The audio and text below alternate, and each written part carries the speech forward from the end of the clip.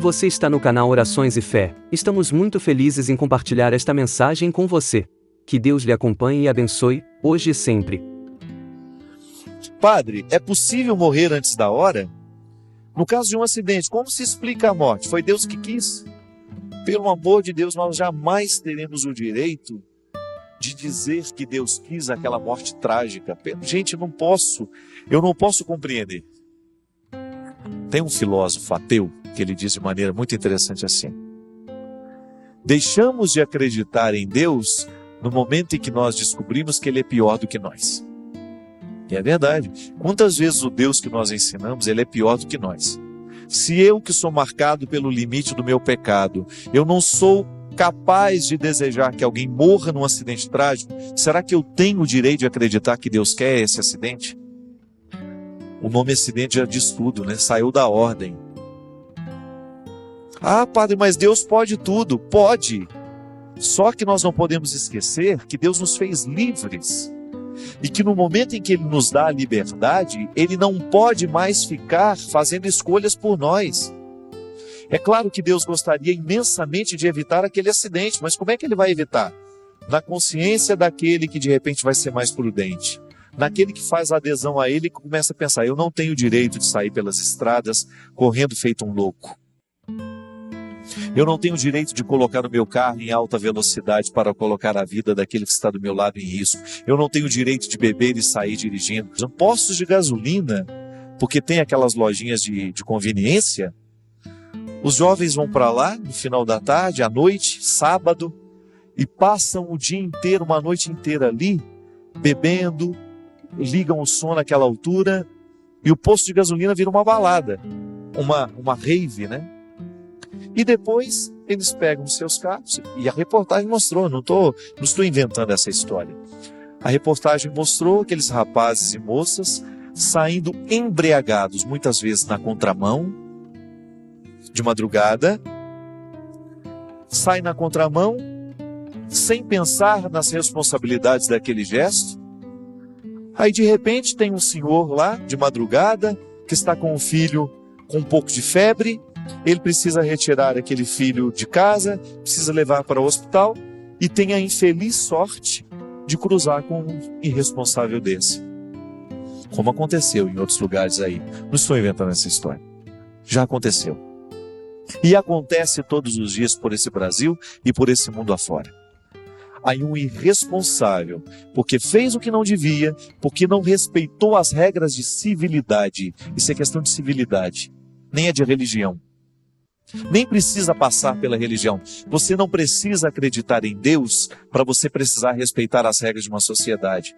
Que não se anda na contramão, que não se deve beber que não se deve beber e dirigir. São uma série de realidades. Aí esse infeliz bate no carro deste homem que está levando para o médico, o filho que está com febre, um homem trabalhador, um homem que costuma respeitar as regras, aí mata a esposa e o filho dele. E aí você vai me dizer que isso foi vontade divina? Ah, meu amigo, me desculpe. A minha experiência de Deus não me permite crer nisso. Sabe por quê? Porque o Deus que foi revelado por Jesus não é injusto. O Deus que foi revelado por Jesus é um Deus que nos compromete com a vida o tempo todo, com a história, para nos colocar nos caminhos das responsabilidades que nós precisamos viver. É fácil dizer que foi vontade de Deus só para consolar o homem que ficou? Não. Este homem não precisa desse consolo. Este homem precisa de justiça, que alguma coisa seja feita neste país para que os valores sejam repensados. Os nossos pais já perderam a coragem de dizerem aos filhos o que é certo e o que é errado.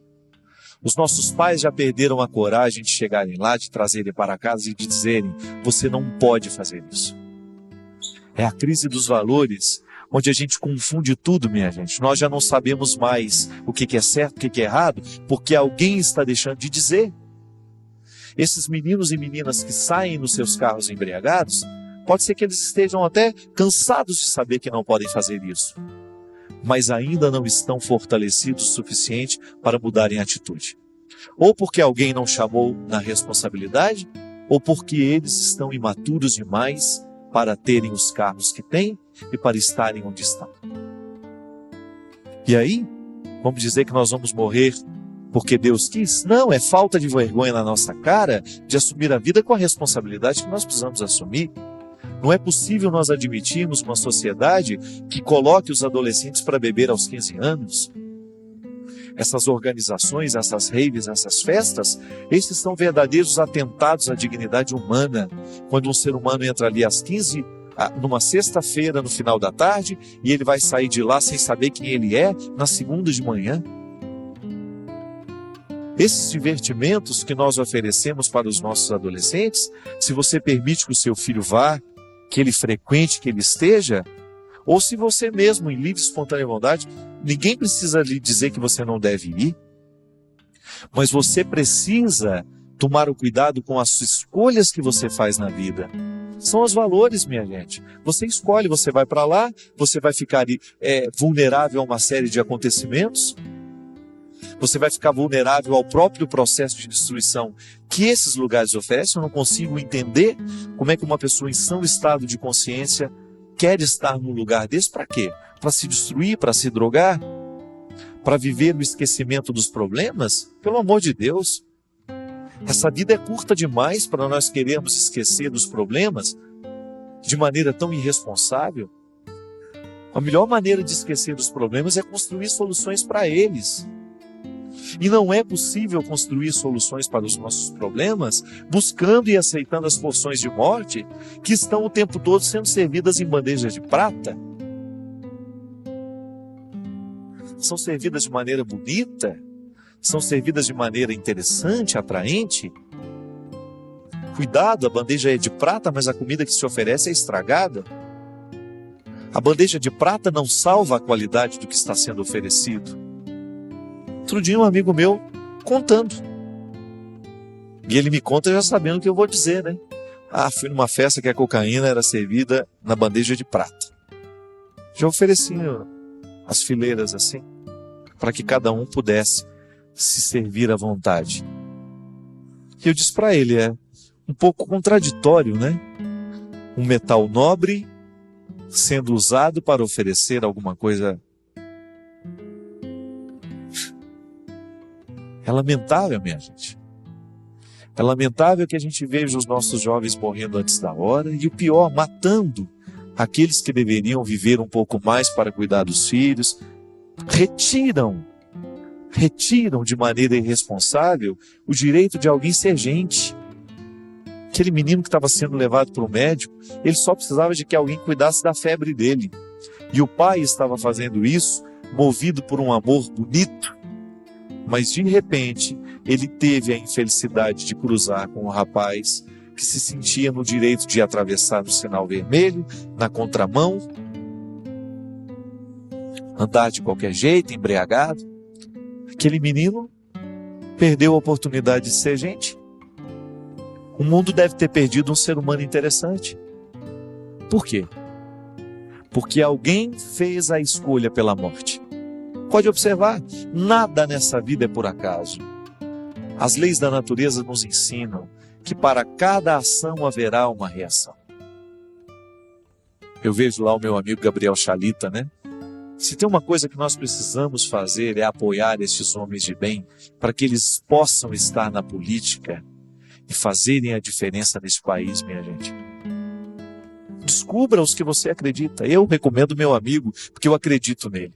Eu vejo no Gabriel uma luta constante o tempo todo. Por isso nós estamos dizendo.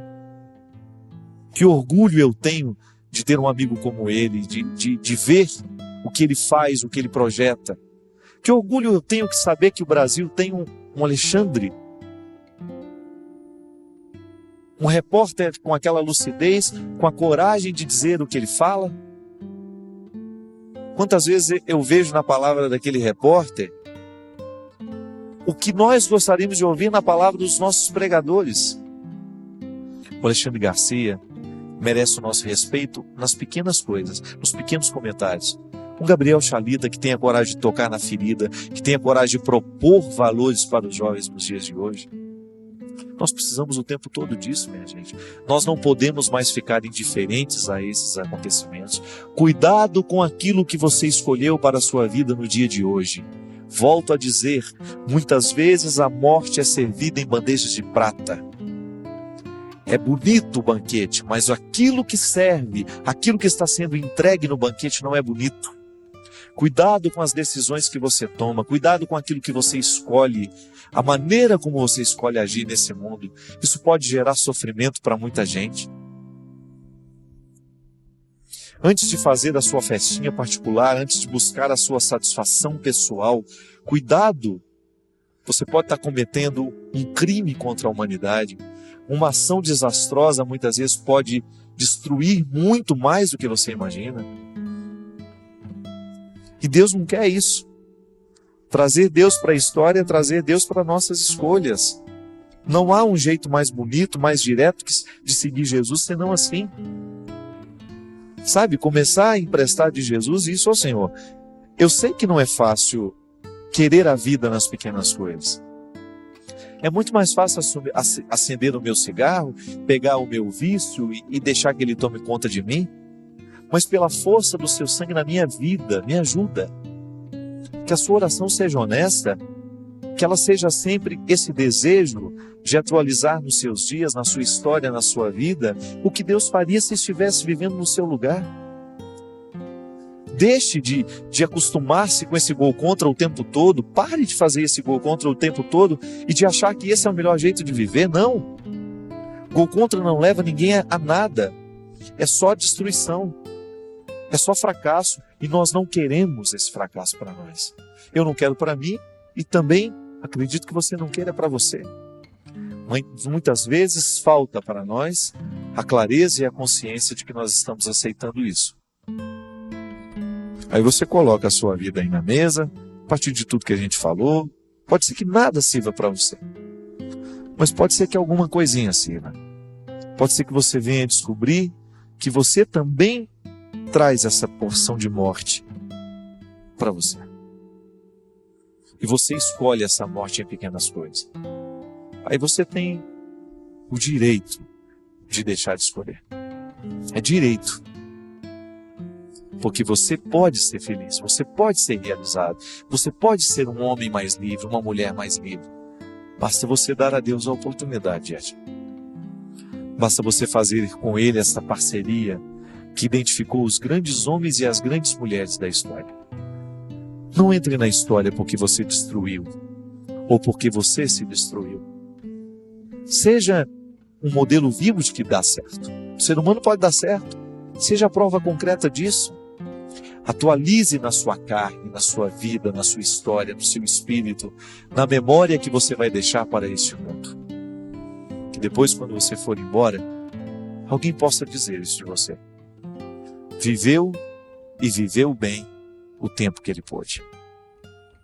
Aí você deixa uma saudade boa na história, naqueles que estavam com você, e mais do que isso, você deixa um exemplo a ser seguido.